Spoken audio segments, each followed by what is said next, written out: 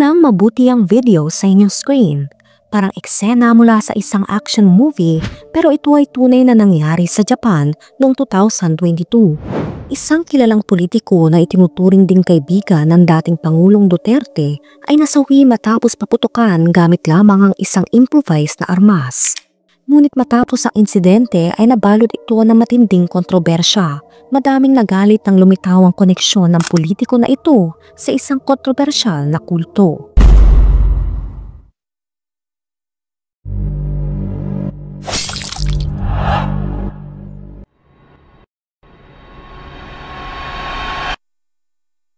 Noong January 2017, sa Davao City bumisita si Shinzo Abe.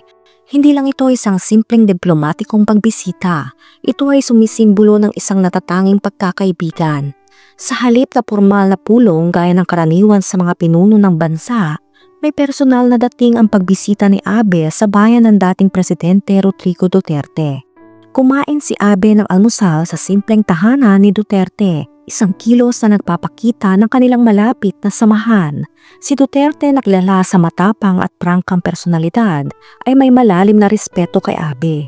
Madalas niya itong tawaging isang tunay na kaibigan sa kanyang mga talumpati. Ang kanilang ugnayan ay hindi tungkol sa politika. Ito ay nakabatay sa respeto at isang pangarap na palakasin ang relasyon ng Japan at Pilipinas. Sa ilalim ng pamumuno ni Abe, naging isa ang Japan sa pinakamaasahang kaalyado ng Pilipinas.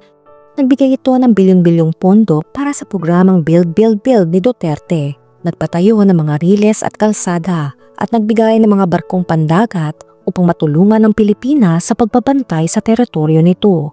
Habang maraming Western leaders ang lumayo kay Duterte dahil sa kontrobersyal niyang kampanya kontra sa bawal na substance, pinili ni Abe na makipag-ugnayan at magbigay ng suporta sa halip na batikusin ito.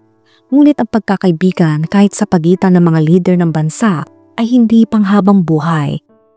Noong July 2022, isang nakakagulat na balita ang lumabas na yumanig hindi lamang sa Japan kundi halos sa buong mundo dahil sa walang habas na pagpaslang kay Prime Minister Shinzo Abe. Nagluksa ang mundo pati na rin si President Duterte.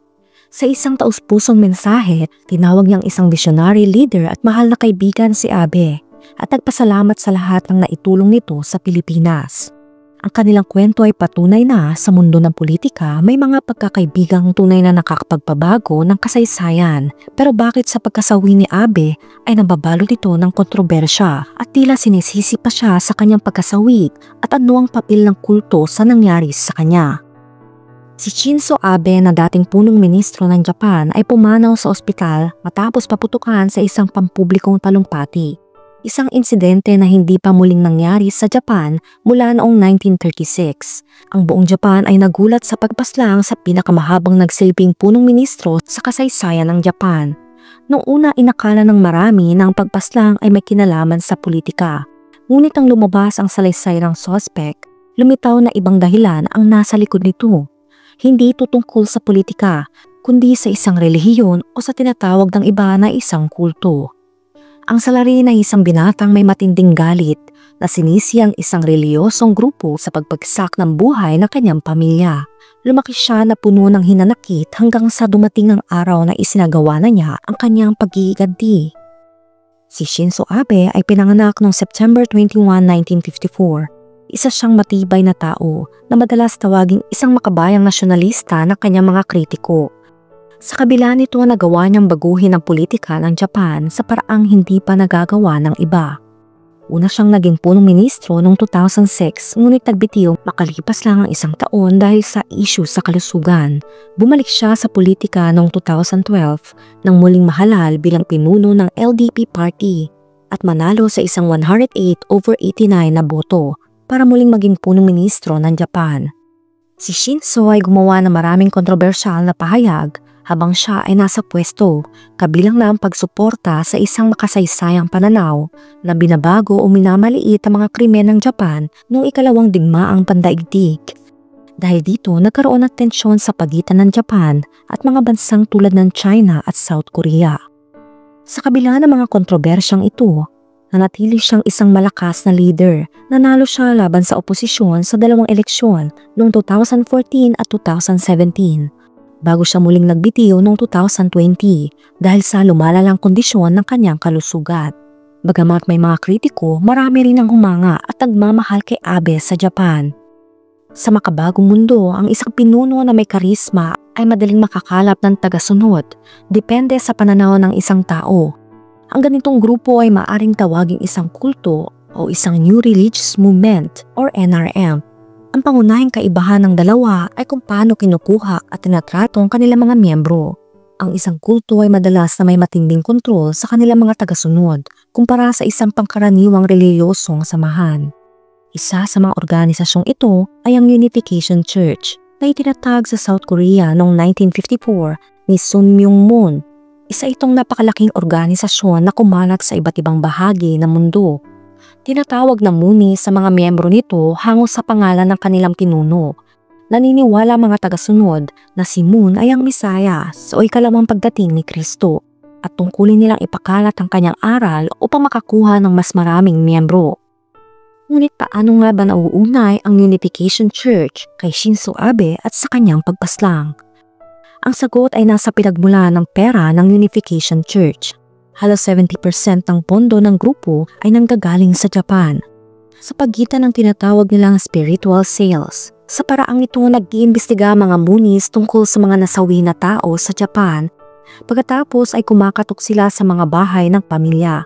Sasabihin nila na may mensahe sila mula sa yumaong mahal sa buhay at ipapaniwala sa pamilya na kung hindi sila magbibigay ng pera sa simbahan ay hindi makakapasok sa langit ang nasawi. Dahil sa ganitong klase ng pananamantala, maraming pamilya ang nawasak dahil sa Unification Church. Maraming miyembro ang sapilitang ipinapaksal sa kapwa-miyembro na pinili ng simbahan o kaya napipilitang ibigay ang halos lahat ng kanilang pera, isang bagay na nagdudulot ng matinding problema sa kanilang pamilya at kabuhayan. Dahil sa malawak na operasyon ng Unification Church at sa dami ng pondong kanilang nakukuha mula sa Japan, naging isang napaka-kontrobersyal na organisasyon ito. Isa sa maraming isyong bumalot sa pangalan ni Shinzo Abe bago ang kanyang trahedyang sinapit. Malalim ang koneksyon ng Unification Church sa maraming pampulitikang organisasyon sa mundo. Sa iba't ibang bansa, nakilahok sila sa mga patakaran, minsan lantaran, minsan palihim. Matapos ang ikalawang digmaang pandaigdig, ang unang nahalal na punong ministro ng Japan ay si Nobusuke Kishi.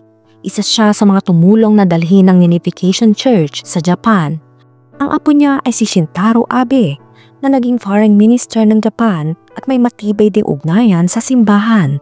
At tulad ng inaasahan, ang anak ni Shintaro ay walang iba kundi si Shinzo Abe. Ang tatlong henerasyon ng kanilang pamilya ay sinasabing matagal ng kaanib ng Unification Church, dumadalo sa mga pagtitipon nito sa loob ng maraming dekada. Hindi lang sila, marami pang matataas na opisyal ng gobyerno sa Japan ang konektado sa Unification Church at sa tinatawag na munis. Bagamat matagal nang alam ng publiko ang tungkol dito, hindi ito naging malaking issue sa media hanggang sa dumating na ang July 8, 2022.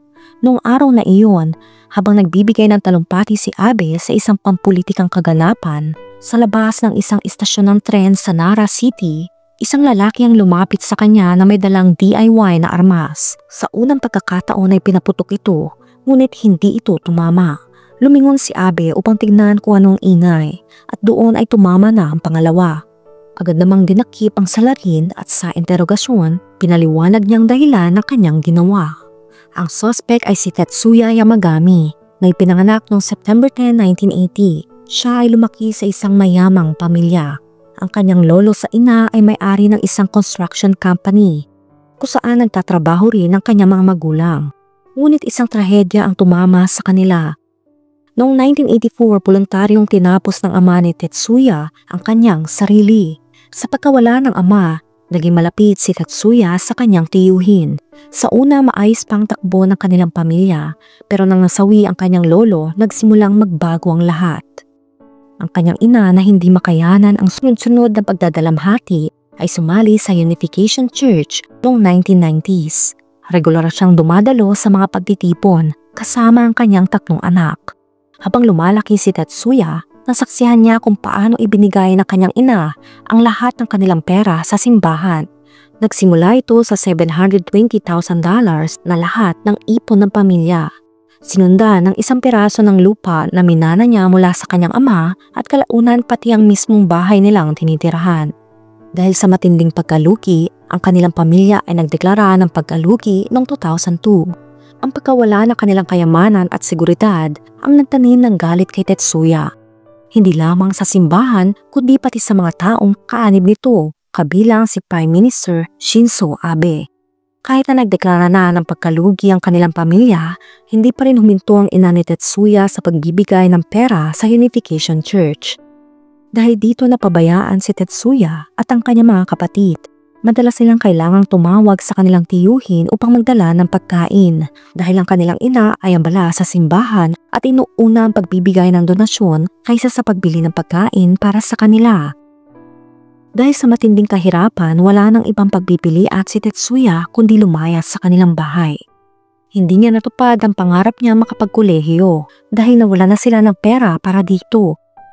Sa halip sumali siya sa Japan Maritime Self-Defense Force, kung saan na italaga siya sa current naval base at sa destroyer ship JS Matsukui. 3 taon nang lumipas noong 2005, sinubukan niyang tapusin ang lahat upang makakuha ang kanyang mga kapatid ng kanyang insurance money. Dito makikita na ganun na kalala ang kanilang sitwasyon. Ilang taon pang lumipas, nagkaroon ng lymphoma o isang uri ng cancer ang kanyang nakakatandang kapatid. Matagal itong nilabanan pero dahil wala silang pera para sa matinding gamutan, pinili nitong voluntaryong tapusin ang sarili noong 2015 upang makalaya sa sakit at sa bigat ng kanilang utang. Sa puntong ito, sinisina ni Tetsuya ang lahat ng kamalasan sa kanilang buhay sa Unification Church at sa mga tagasunod nito. Naging obsesyon niya ang pagsasaliksik tungkol sa grupo at binalak niyang paslangin ang kanilang pinuno. Subalit sa kanyang pananaliksik, nadiskubre niya ang koneksyon ni Shinzo Abe sa simbahan. Doon niya napagtanto na si Abe ang tunay niyang kaaway, ang taong tumulong upang lumaganap ang Unification Church sa Japan na siyang sumira sa buhay ng kanyang pamilya. Kaya noong July 7, 2022, isang araw bago ang pag-atake, nagpadala si Tetsuya ng isang sulat sa isang blog editor na nag-uulat tungkol sa mga anak ng mga miyembro ng mga religious cults. Ang nilalaman ng kanyang sulat ay, "Minsan ako nagsabi sa iyo na gusto kong magkaroon ng armas. Sa sobrang gusto ko, parang may kamay ng sumusubok lumabas mula sa aking lalamunan upang makakuha nito. Mula noon hanggang ngayon inaalay ko ang aking sarili sa pagkuha ng armas. Ang aking dedikasyon ay kahalintulad na sa mga tagasunod ng Unification Church. Mga taong isinuko ang lahat ng mayroon sila para sa isang huwad na Diyos. Ang unang pagkakakilala ko sa Unification Church ay mahigit 30 years na ang nakalipas. Simula nang sumapi ang aking ina sa reliyon na ito, nawaldas niya ang mahigit 100 million yen. Ang pagbagsak ng aming pamilya, ang aming pagkakabaon sa utang, lahat ng ito ay nagsimula roon. Nang matapos ang aking kabataan, hindi magiging sobra kung sasabihin ko ang karanasang ito ang patuloy na sumira sa buong buhay ko. Bagamat kinamumuyan ko si Abe, hindi siyang tunay kong kaaway. Isa lamang siyang taga-suporta ng Unification Church, ngunit isa siyang taga-suporta na may malakas na impluwensya sa totoong mundo." Natagpuan ang sulat na ito ilang araw matapos ang malagim na pangyayari at isinapubliko sa media sa Japan, kasabay ng buong kwento ni Tetsuya Yamagami. Sa edad na 41 years old, matapos mawala ang lahat sa kanyang buhay, inamin niyang matagal na niyang planong paslangin ang mataas na pinuno ng Unification Church. Sa loob ng 20 taon, binabalikan niya ang mga gusali ng simbahan, may dalang matulis na bagay, naghahanap ng tamang pagkakataon upang matagpuan ang mga pinuno nito mula sa South Korea. Noong 2019, binalak ni Tetsuya na sunugin ng isang miyembro gamit ang isang Molotov cocktail. Ngunit hindi niya ito natuloy dahil hindi siya nakapasok sa simbahan sa araw na iyon. Naisip rin niyang gumawa na homemade na pampasabog, ngunit umatras siya dahil ayaw niyang madamay ang mga inosenteng bystanders. Sa halip, pinili niyang gumawa ng sariling armas na ginamit niya upang tuparin ang kanyang paghihiganti noong July 8, 2022. Matapos ang insidente, sinimula ng gobyerno ang isang opisyal na investigasyon sa Unification Church. Lumabas ang maraming revelasyon tungkol sa koneksyon ng relihiyosong grupo sa namumunong Liberal Democratic Party or LDP. Dahil sa pagkagulat at takot matapos ang pag-atake, maraming politiko ang nagkansela ng mga kampanya at pampublikong aktibidad. Hindi lang bilang paggalang kundi rin bilang pag-iingat. Walang nakakaalam kung may susunod pang pag-atake o kung ano talaga ang tunay na dahilan sa likod ng insidente. Nang israpubliko ang mga sulat at tweets kay Tetsuya, mas lalo itong nagdulot na mas maraming tanong kaysa mga sagot. Gaano nga ba kalalim ang koneksyon ng Unification Church sa gobyerno? Totoo bang may malakas silang impluwensya sa politika ng Japan? Sa ikinagulat ng marami, kinumpirma mismo ng Unification Church ang ilang bahagi ng kwento. Ngunit hindi nila isinapubliko ang lahat ng detalye. Isang tinatawa ng simbahan na umamin na ang pamilya ni Tetsuya ay miyembro nga ng simbahan at nagbigay ng donasyon. Hindi nila tinukoy kung magkano ang eksaktong halaga ng mga donasyon. Itinanggi nila na may direktang koneksyon si Shinzo Abe sa kanilang simbahan, ngunit inamin nilang nagbigay siya ng mga pahayag sa kanilang mga kaalyadong organisasyon. Nagkaroon din ng hidwaan sa loob ng Unification Church, partikular na sa pagitan ng mga leader sa Korea. Isang prominenteng pinuno ng Moonies ang nagpahayag ng kalungkutan sa pagkasawi ni Abe at sinabing gusto niyang reformahin ang simbahan sa Japan. Isa sa kanyang mungkahi ay tanggalin ang spiritual sales, ang mapaninlang na pagbibenta ng spiritual goods kapalit ng pera. Ngunit tutol dito ang ibang leader ng simbahan. Nakita nilang malaking pinansyal na pakinabang mula sa mga donasyong ito kaya hindi sila pumayag sa reforma. Sa halip, tinanggi nila ang lahat ng akusasyon at sinabi nilang ang media na tumatalakay sa isyong ito ay gumagawa ng pagtutol laban sa kanilang relihiyon. Dahil dito nagsagawa sila ng malawakang protesta laban sa Japanese media. Mahigit sa 3,000 Moonies mula sa kanilang pasilidad sa South Korea ang dinala sa lansangan ng Seoul upang magmarcha sa media ng Japan. Karamihan sa mga sumali ay mga Haponesang babae na ipinakasal sa mga Koreano sa pamamagitan ng kanilang arranged marriage system. Hindi lang iyon, nagsampa rin sila ng kaso laban sa mga media outlets at talk show guests sa Japan na bumabanggit sa posibleng koneksyon ng Unification Church sa pagpaslang kay Shinzo Abe. Dahil sa lumalakas sa paghimagsik ng publiko, napilitan ng leader ng LDP na baguhin ang kanyang gabinete at imbestigahan ang lahat ng miyembro na may posibleng ugnayan sa Moonies. Ngunit ginawa lang nila ito matapos bumagsak ng malaki ang kanilang approval ratings. Sa antas ng lipunan lumabas ang ilang ulat at pag-aaral na nagsasaad na mula 2017 hanggang 2020, mahigit $40 million ang naitalang danyos mula sa higit 400 na biktima ng Unification Church sa Japan. Ang dahilan kung bakit tinuturing na danyos ng mga abogado ang perang ito ay dahil ang mga biktima ay nagsabing napilitan silang magbigay ng donasyon sa ilalim ng maling paniniwala. Noong October 16, 2022, inanunsyo ng punong ministro na si Fumio Kishida ang isang investigasyon upang suriin ang mga paratang laban sa operasyon ng Unification Church sa Japan. Kung mapatunayan ang mga akusasyon, opisyal ay papasara at idedeklara bilang isang ilegal na organisasyon sa loob ng bansa. Sa mata ng ilan, itinuturing nilang bayani si Tetsuya, isang mandirigma ng kalayaan, isang simbolo ng paglaban. May mga t-shirt na binibenta sa kanyang pangalan. May mga taong nagko-cosplay bilang siya mismo sa araw ng pagpaslang niya kay Shinzo Abe. May mga pelikulang ginawa na naglalahad ng kanyang buhay. Noong araw ng libing ni Shinzo Abe, maraming petisyon ang inihain upang bawasan ang kanyang sentensya at marami ang sumuporta sa kanyang ginawa. Patuloy pa rin ang pagdinig sa kaso ni Tetsuya. Matapos siyang maaresto, sumailalim siya sa pagsusuri sa pag-iisip upang matukoy kung kaya niyang humarap sa paglilitis. Noong January 2023, sinampahan siya ng kasong pagpaslang matapos mapagpasyahan ng mga prosecutor na may kakayahan siyang humarap sa korte. Hanggang sa ngayon ay wala pang inilalabas na hatol. Lahat tayo ay dumaraan sa matitinding pagsubok, pero laging may mas mabuting paraan para malampasan ang mga ito. Bawat tao ay may halaga at may magandang kinabukasan na naghihintay kung pipiliin na harapin ang problema sa tamang paraan. Ikaw, ano masasabi mo sa kwento natin ngayon? May mensahe ka ba kay Tetsuya? Let me know sa comment section. Kung nakaabot ka sa video na ito ay maraming salamat. Huwag kalimutan mag-like, share, subscribe, and turn on the notification. Ingat ka palagi. Ciao!